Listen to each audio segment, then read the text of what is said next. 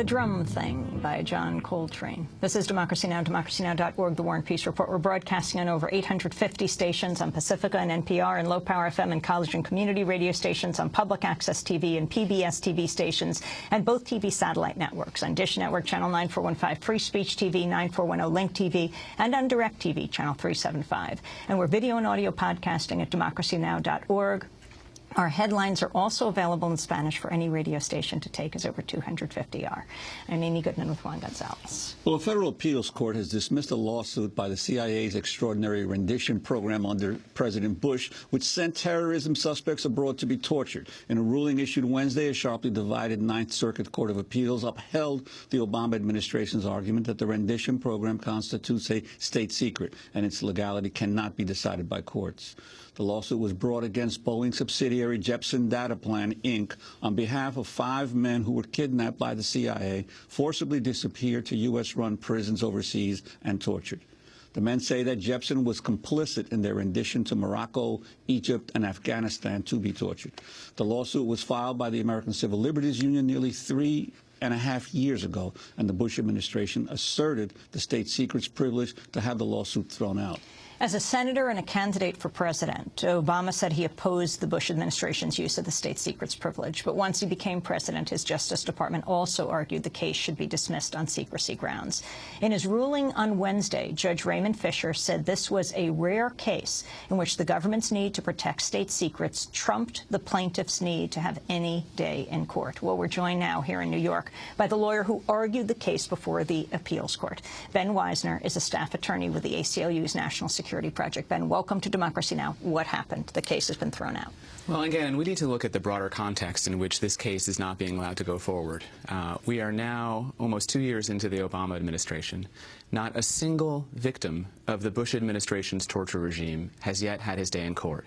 And that's because both the Bush administration and the Obama administration have thrown up one after another procedural roadblock to make sure that these claims won't be heard and to make sure that no court will be able to say what happened here was illegal.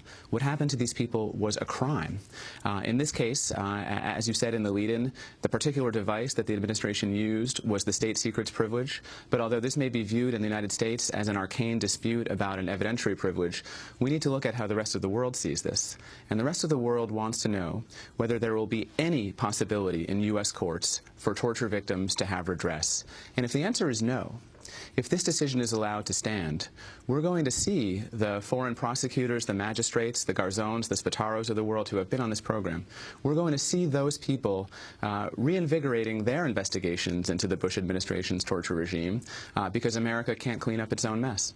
Now, it's been your understanding that state secrets have been used in the past around a particular part of evidence in a court proceeding, not over an entire proceeding. Could you explain that?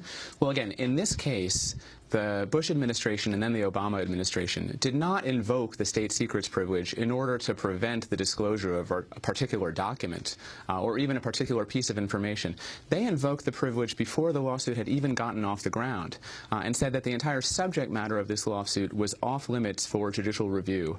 Remember, we are required as a signatory to the Convention Against Torture to provide a remedy for people who are torture victims. This use of the state secrets privilege violates our treaty obligations, violates international law. Let's make this real, Ben. What happened to these men? Tell us about the 5 men you represented. These are individuals who were snatched off the street in various countries in Europe and the Middle East, were chained to the floor of airplanes, were flown off either to CIA-run black site secret prisons or to prisons run by Egypt and Morocco, were brutally tortured, were not charged or tried. The idea that this program is legal is so contradicted by the fact that the whole purpose of flying these people to other countries was to evade the law.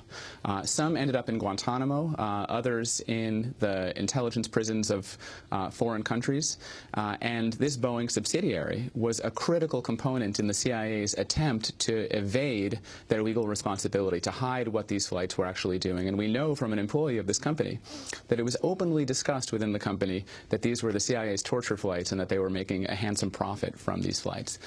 We brought this lawsuit on behalf of these 5 individuals to seek some measure of justice, some measure of compensation.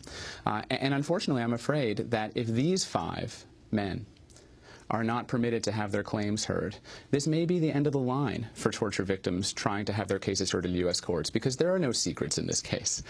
These stories are incredibly well known, not just having been published in newspapers, but these men have been the subject of foreign legal proceedings. There's no real secrets here. This is not about secrecy. This is about shielding criminals from liability. And the degree to which the Obama administration has reversed its early pronouncements in the first years of taking off, in the first days of taking office? Well, I think that we are now seeing the consequences of President Obama's mantra that we should look forward instead of looking backward.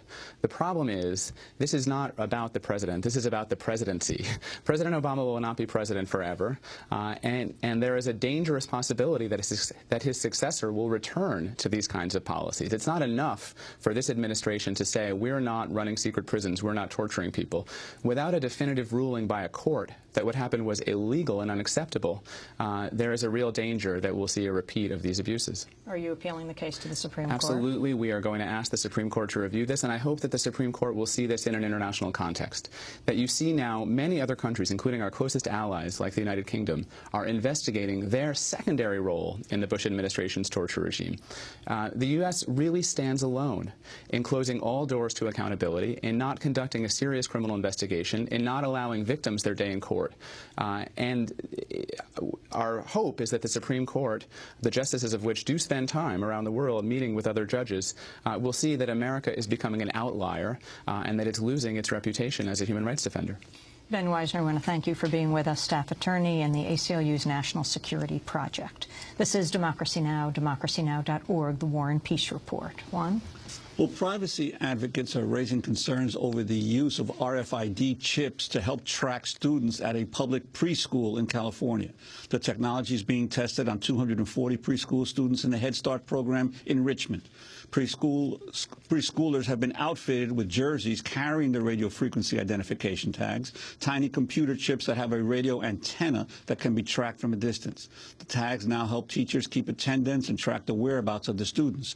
RFID tags have been used for years to help monitor cattle, prisoners, and store merchandise. But the preschool in Richmond is believed to be the first child care center to use the technology. We're joined now by two guests. Karen Mitchoff is a spokeswoman for the Contra Costa County